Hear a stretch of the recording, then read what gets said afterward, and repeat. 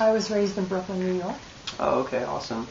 And did you guys live in an apartment or a house? Or? No, we had I guess today you'd call it a townhouse. They were adjoining houses.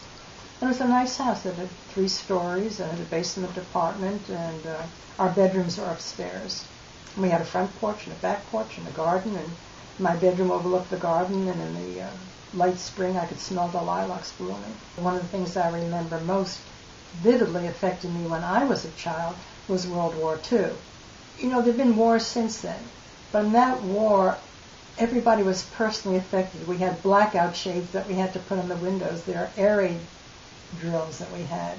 There were Purple Hearts in the windows of mothers' parents who had lost a son in the war. We had ration books. You couldn't just buy anything. Sugar was rationed. Coffee was rationed. It was a very personal experience, World War II. You were really scared of your dad getting drafted. What did he do? He was in sales, and he had to spend the night in the induction center. I was very worried that he wouldn't come home and that they'd take him and ship him off somewhere, but he came home the next day, and because he had 3 children, he had a deferment. But when the war began, they started off with young people, and then as the war dragged on, they had to keep reaching deeper into the population to get fighters. You know, yes, I was, as a matter of fact. My dad did not go to college, and my mother was an artist. She went to work, I guess, right out of high school as an artist. So, yes, I was the first person in my immediate family. I actually went to a women's college because I wanted to be free to be myself. It was a very conscious choice. Varner is a women's college. It's an excellent women's college. It's one of the 7 sister colleges. I was elated when I gained admission, and I had a New York State Regents scholarship that helped defray the expenses. College teaches you how to think, how to study, how to persevere.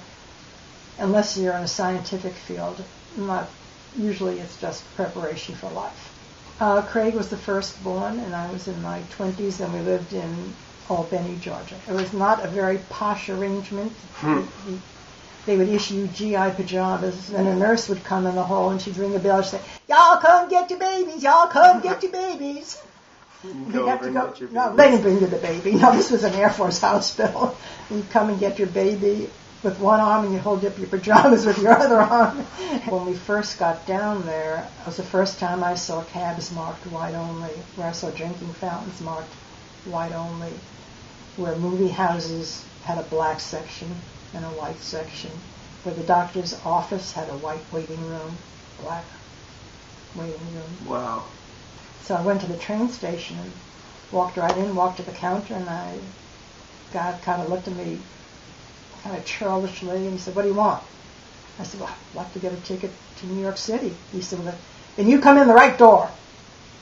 I didn't know what he was talking about. So I walked out, and I saw that I had walked in the colored door.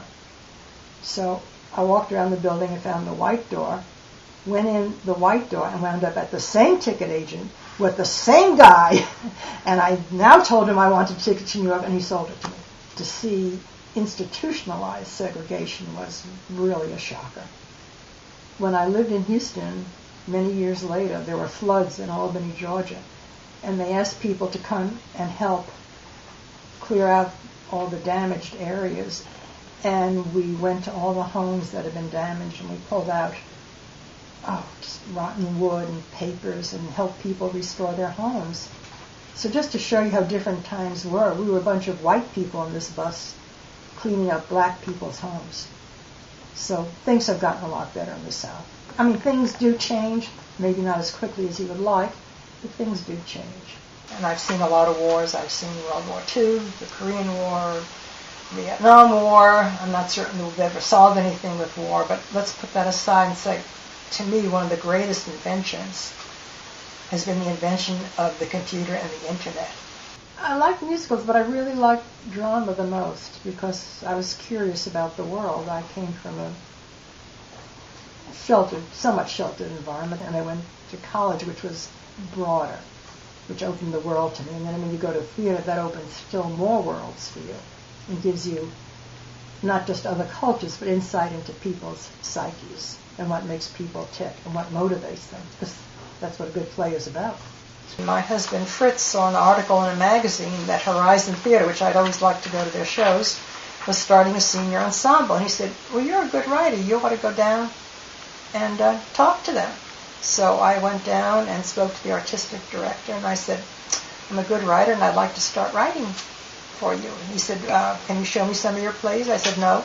I said, I haven't written any plays, but I'm a quick learner, and if you'll take me on, I don't think you'll be disappointed.